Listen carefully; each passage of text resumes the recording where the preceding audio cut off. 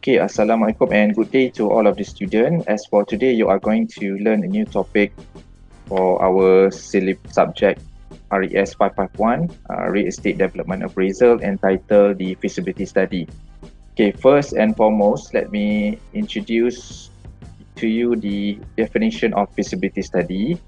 Okay, feasibility study can be defined as an assessment of practicality or feasibility of a proposed project. It is also known as the analysis that takes all of the factors involved in the project to determine whether the project is successful in the future. Okay, one of the benefit of feasibility study is that it will explain to developer whether this project is worth for the investment, because some of the cases the project are not successful in the future. So when you are conducting feasibility study, it is beneficial also, whereby it will give you a clear picture of the proposed project that you are trying to construct or develop, because you are eventually understand the general population, the demand, the proposed area or location, and also the economic factors that influencing the whole site. So in this regard, there are a few approaches that you need to look within the feasibility study when you are preparing the feasibility study. Okay, we can simply divide it into 5 content, which is the locational or site feasibility, the economics feasibility, market feasibility, design, and financial feasibility. I will explain it in detail after this slide.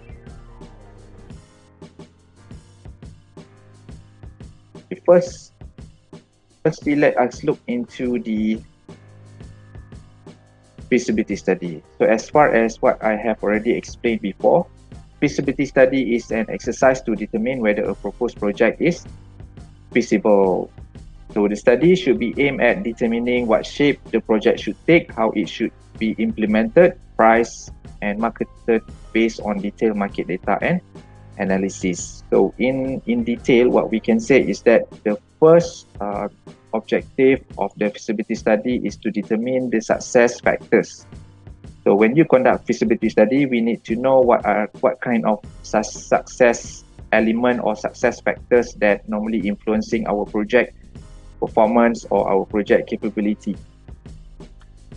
So after we conduct feasibility study, directly we will know the strength and the weaknesses of the project. And if the analysis show that there are many weaknesses than strength, it is best to stop the project, or probably we would have to modify the whole plan of the project. In the field of real estate, a good feasibility study may lead to a good development without many of the major problems. Okay, the second one would be the objective of feasibility is to determine the budget of the project. Okay. A budget can include the cost of day-to-day operation, the price of the materials, wages for the staff from the management to the on-site workers, and also emergency fund or contingency fund in relation to the problem within the projects.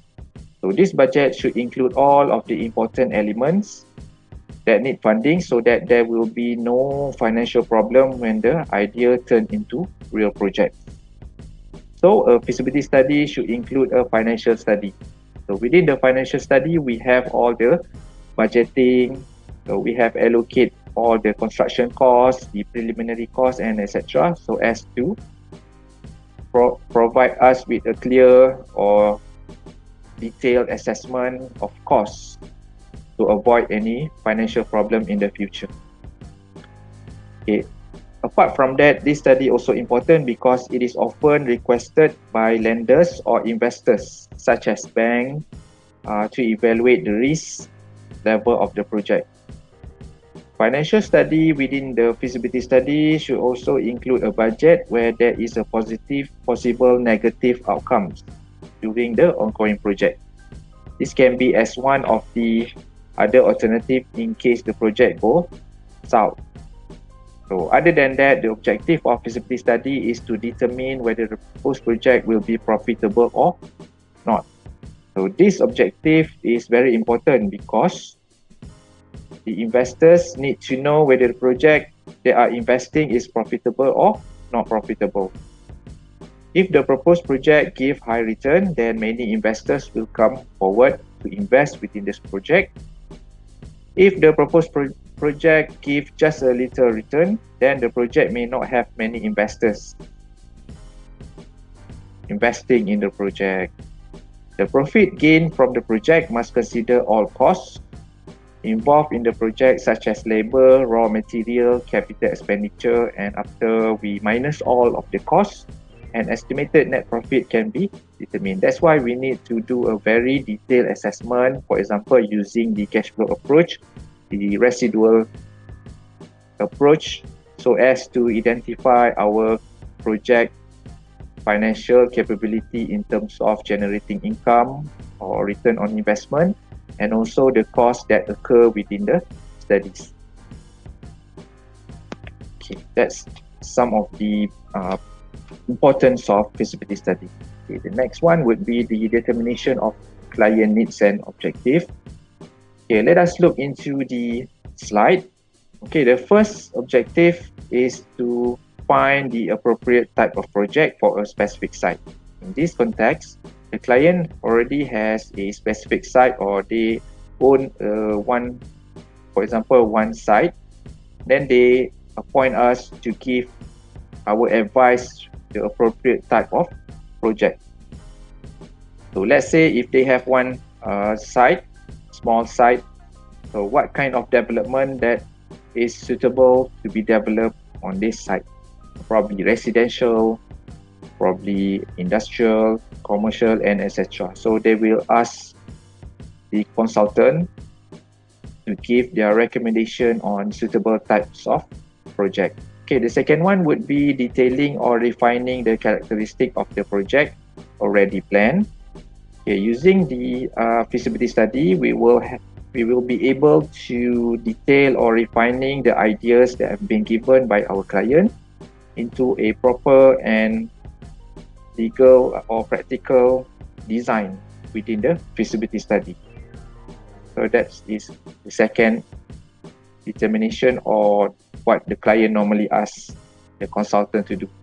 Okay, and then the third one is altering the features of what may be an unsuccessful project to one that has a better chance of success. Okay, let's say the features that has been proposed is not suitable or will lead to unsuccessful design failure, for example. So we need to modify, or we have to change within the context or before the construction start. So that's why we need to have the feasibility study to give us a better ideas on what are the factors that lead to successful of the project. Okay, the fourth one would be feasibility study. You need to do is to fill in and supporting the details of an incomplete project plan for decision making purposes. So in this context, your feasibility study act as a proof of backup information to fill in any incomplete information. So it will help in the decision making, such as the suitable layout design or suitable price level. So after you do the market investigation of a certain site, then you will have to suggest what are the most suitable price level. For example, the price level may not be similar in certain area because real estate is more localized. Property market is more localized, whereby the price in Shah Alam may not be as the same as in Kota Baru, for example. So you need to have, or you need to conduct the necessary investigation into the property market to get into the actual price level within the localized area. So that is some of the client's need and objective. Okay, we move into the scope of work for feasibility study. Okay, first, physical inspection of the intended development site. and the surrounding area, including principal, competitive, and complementary development. So within the feasibility study, you need to conduct a physical inspection.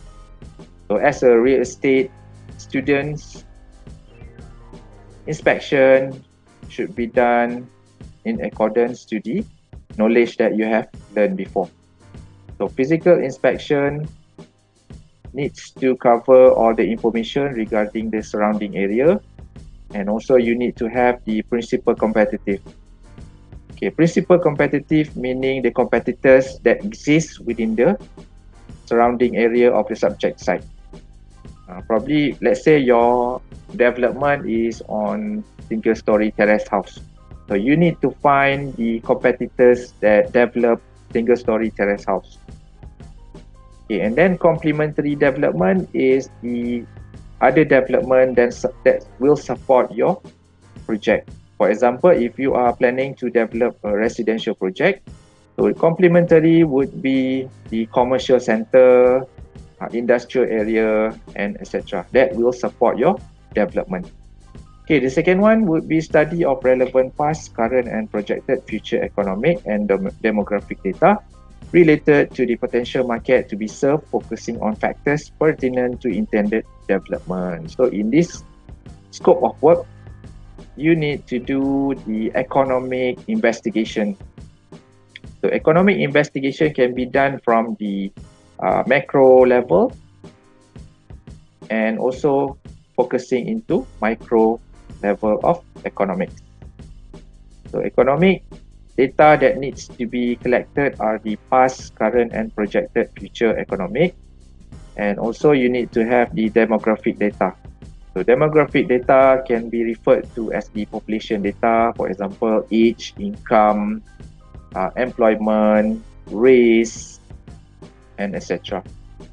So these demographic data and also the economic data are very relevant within the feasibility study because we need to look into the future projection, and also we need to look into the demand of our project. So after the project completed, so we need to look whether the project are in favor or demanded by the locality or the population within the site. So this is very important aspects of work. Okay, and then you look into the third one, assembly of all available data related to all comparable and potential competitive development. So within feasibility study, as I have mentioned before, you need to collect and assembly data related to comparable and potential competitive development, whereby you have to do some investigation. You need to collect data from website. Okay, for example, you need to go into physical inspection of the competitive development or comparable, and also you may also go into the companies, developers company, to get all the necessary document or necessary information that will assist in your proposed project. Okay, the fourth one would be you have to analyze all the data and formulation of specific conclusion and recommendation. So the data and formulation needs to be analyzed so as to support your conclusion, and also you have to give recommendation. So recommendation within this context is whether the project is suitable to be developed, is it feasible or profitable. So you have to recommend to your client. And the fifth one would be consultation with the client regarding the study and its finding. So don't forget, when you do your feasibility study, you must also always liaise with your client. So because you need to know what the client needs and wants when you prepare your report. Okay, next we go into the approach to feasibility study. Okay, before this, I have mentioned that we have about 5 contents of feasibility study. First is site or locational feasibility. The second one would be the economic feasibility. The third one would be market. The fourth one is the design. And last but not least is financial feasibility. So we go one by one. Okay, let us look into the slide. Okay, the first one would be you need to do the site or locational feasibility. Okay, within this context of feasibility study, you have about 4 contents or 4 information that you need to write within your report. Okay, the first one would be on the site description. The site description normally entails the information about the site, for example, in terms of its location or in terms of its topography, soil condition, shape of the site, the size, and also the access road.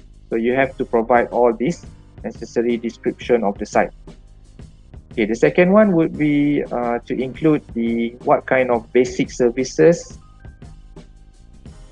that exist within the site. So basic services may cover such as the electricity supply, internet supply, water supply, bus services, transportation, and etc. Okay, the third one would be on the planning provision. So you look into what types of planning provision within the site, whether it is for zoning for residential, commercial, or industrial.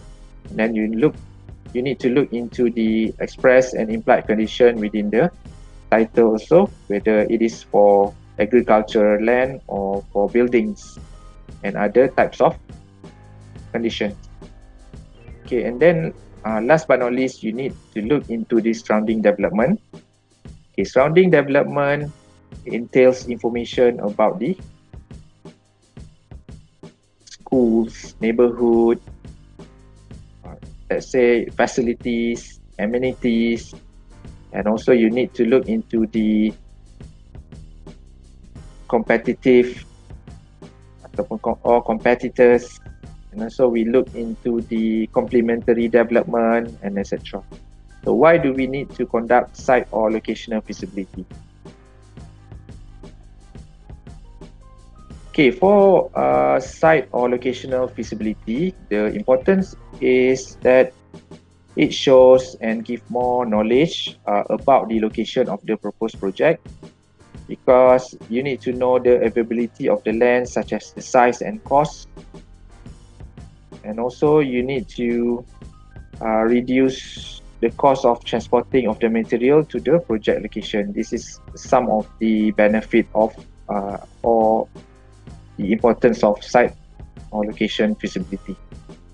And also site and locational feasibility shows the site practicality into the development, whether the shape is suitable to be developed, whether the site or the soil condition is suitable, the topography is suitable, undulating, flat, and etc. Is it suitable to be developed? So we need to provide all this information to assist us in making decision. Okay, the second one would be into the economic feasibility. So in this context, you need to have 4 content: population trends, employment trend, income trends, and last but not least is economic resources of the area. Okay, the first one, for the population trend, we need to look the types of population, the description of the population itself. So within the site, so do we need to look into the race? I believe we need to look into the race categories. Okay, and then we look into the age categories. Either we have the Gen Z, Gen X, Gen Y. Okay, and then you look into the religion and etc. Okay, the second one, employment trend, refers to the general employment or types of employment within the locality or the population, within the general population of the location. So it can be in terms of government sector, private sector, and then you can also focus on the specific types of working valuers, for example, property managers, and also for the general worker, maybe the factory worker, operators, clerk, and etc. So you look into this employment trend. Okay, the third one would be the income trend of the population. Okay, some of the or part of the income trend or income data that we need to gather is the gross income. Gross income, and then we need to look into the future or the projection of their expenses, and you look into the capability of loan, and also we look into the disposable income of the population, because the level of income will show the types of property that they are suitable or they are capable of purchasing. So the income trend. Okay, the fourth one would be the economic resources of the area. So whether the area is agriculture area, consists of industrial area, mining area, and etc.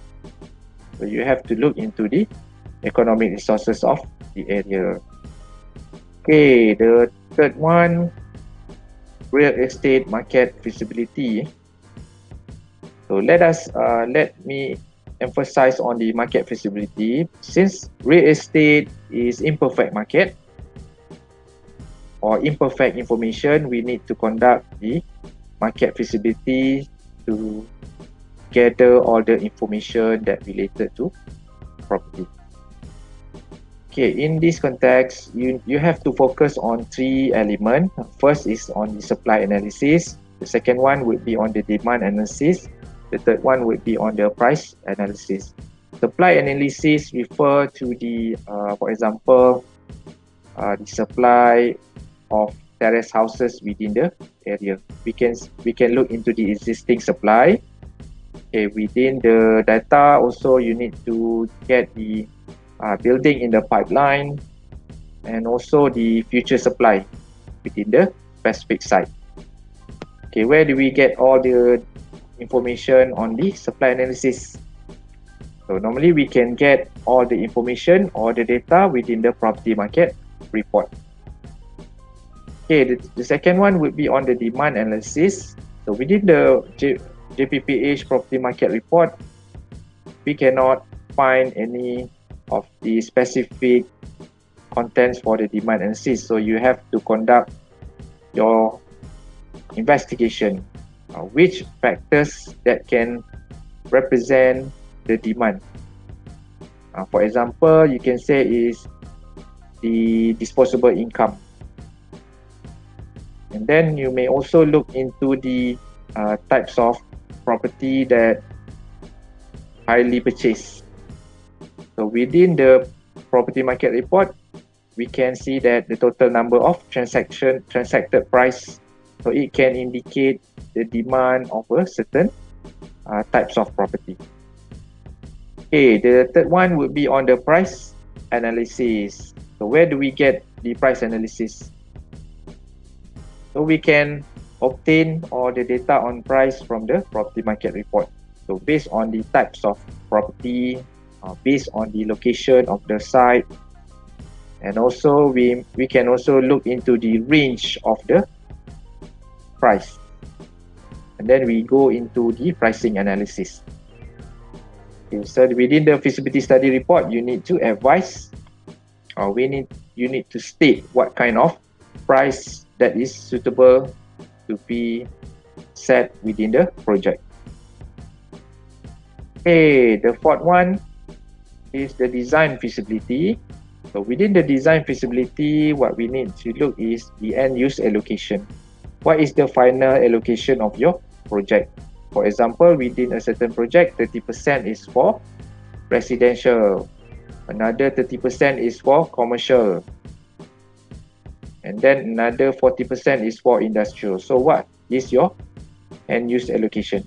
And also you need to allocate for facilities, green spaces, and etc. Okay, the second one would be on the design features itself. So within the design, you need to highlight what kind of specs that you will offer to your potential buyer. So specification can range from the finishes, the build-up area, and also you can also offer your buyer furnitures, fittings, and etc. Okay, the third one, you need to also include phasing. Phasing is referred to the level of development. Let's say you, for the first period of development, you are using phase 1. Phase 1 is only for residential. And then the phase 2, you will focus on commercial. So it is meant by phasing. Okay, the fourth one would be the overall theme or strategy. So you have to come up with your theme of the development. For example, you are focusing on the green technology. And then what kind of strategy that you will employ within your project. So strategy can be in the form of design itself. You emphasize or you focus on your space, your big build-up area, for example. Or probably you focus on strategy of eco-friendly design or energy efficiency design, and etc.